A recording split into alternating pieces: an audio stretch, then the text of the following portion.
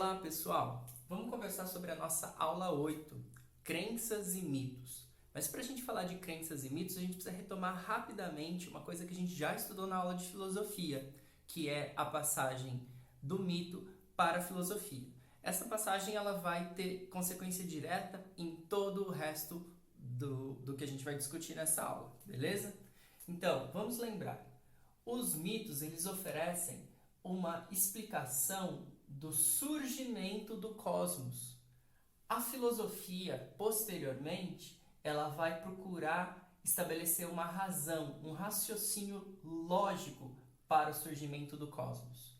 Bom, os mitos, eles vão ser construídos através de uma narrativa, através da poesia.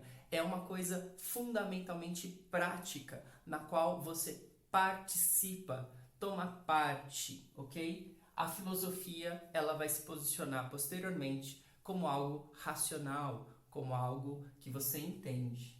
Bom, os mitos eles vão operar dentro de uma temporalidade ancestral, longínqua, ok? Praticamente imemorial. Os mitos, ninguém sabe quando ao certo aconteceram, são do início de tudo. A filosofia, ela vai operar com um tempo total, com um tempo histórico, com um tempo que procura ser medido. Então, fundamentalmente, podemos pensar nessa oposição entre mito e filosofia do seguinte modo. A filosofia a gente entende, ok? E os mitos a gente sente, a gente experiencia, ok? Bom, os mitos, eles vão dar origem à noção de sagrado, que é muito importante para a gente, como a gente vai ver. O sagrado vai estar diretamente ligado a algo considerado tradicional, algo que, como a gente falou, vem antes da gente, de tempos imemoriais. E a filosofia vai dar origem à noção do profano, do secular, daquilo que é racional, daquilo que é claro, daquilo que é entendível. Essa clareza ligado a esse ramo, ela vai, por exemplo, oferecer para a gente uma noção da escrita, né? A escrita, ela racionaliza o pensamento. Quando você escreve algo, ele se torna mais racionalizável. Por isso que a gente escreve tanto, vocês devem escrever tanto, porque isso organiza os pensamentos na nossa cabeça. Que é diferente de como eu falei lá do mito, que era muito mais prático, de tomar parte, né? E não de escrever. Então, eu venho com essa tradição aqui. A escrita, quando eu falo aqui, é somente um suporte. Eu posso estar falando também de outras possibilidades de materialização desse raciocínio que vem para cá. Por exemplo, figuras totêmicas, enfim. O sagrado, ele vai oferecer a noção de crença. Crença é aquilo que eu entendo que existe, mas eu não consigo explicar. Portanto, eu acredito, né? E quando eu somo crença com esse suporte escrito, eu misturo essas duas coisas, a crença, ela vai ser transmitida agora através de um suporte racional. Então, eu tenho um suporte racional falando sobre algo que não é racional, eu vou ter praticamente uma institucionalização do mito, uma conservação externa sobre os mitos, dos mitos. E daí eu tenho o surgimento do que a gente chama de religião, né? Por isso que os mitos, eles são em sua origem cantados.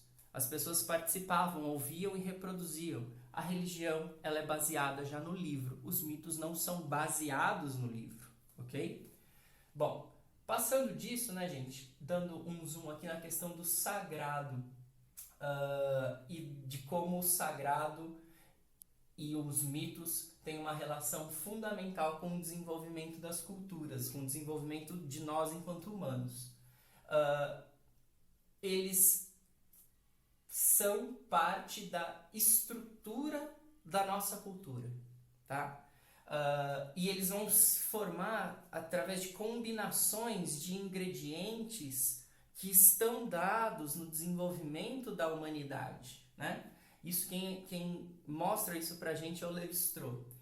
Então, peguei um exemplo aqui só. Quando a gente fala da ideia do nascimento de uma virgem, a partir de uma virgem, né? Poxa, como assim alguém nasce de uma virgem? Isso é uma coisa uau!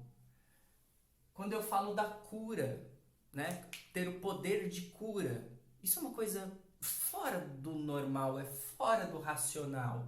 Quando eu falo da transformação do alimento ou do aumento mágico da quantidade de alimento, quando eu falo do enfrentamento da morte, da volta da morte, da ressurreição, quando eu falo da figura da morte numa cruz, todas essas ideias, pessoas, vocês talvez estejam pensando num nome, e essas ideias todas estão manifestadas em Krishna, da mitologia hindu, em Essus, da mitologia celta, Essus. E claro, elas estão também manifestadas dentro da mitologia, né? Podemos dizer mitologia, desculpe, de Jesus Cristo.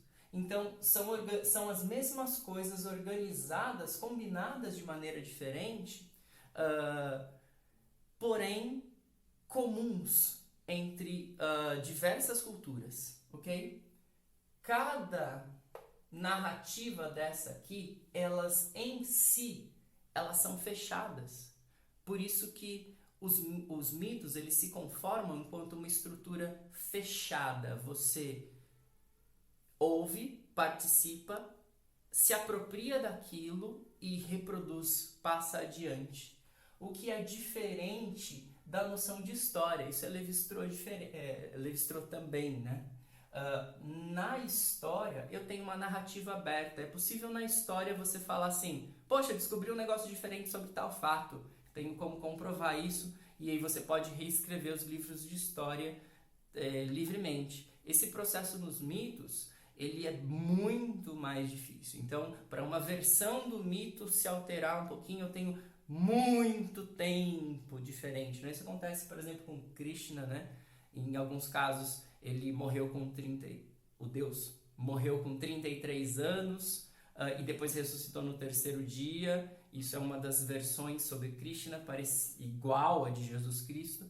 Em outras versões, ele morreu com uma flechada com 125 anos. Mas a gente está falando de versões que são cultivadas e que foram alteradas em um longo prazo de tempo. Ninguém falou assim, eu tenho provas que Krishna morreu com 125 anos de uma flechada. O próprio processo de construção e reprodução desse mito que leva a pequenas alterações de versão. Pessoas, não deixem de estudar também os tipos de crença que estão na página 228 e 229, é super tranquilo. E eu vou deixar um videozinho de um professor já universitário falando sobre o Mircea Eliade e a distinção entre sagrado e profano, mas aí já com um cheirinho de ensino superior para vocês, tá bom? Um abraço.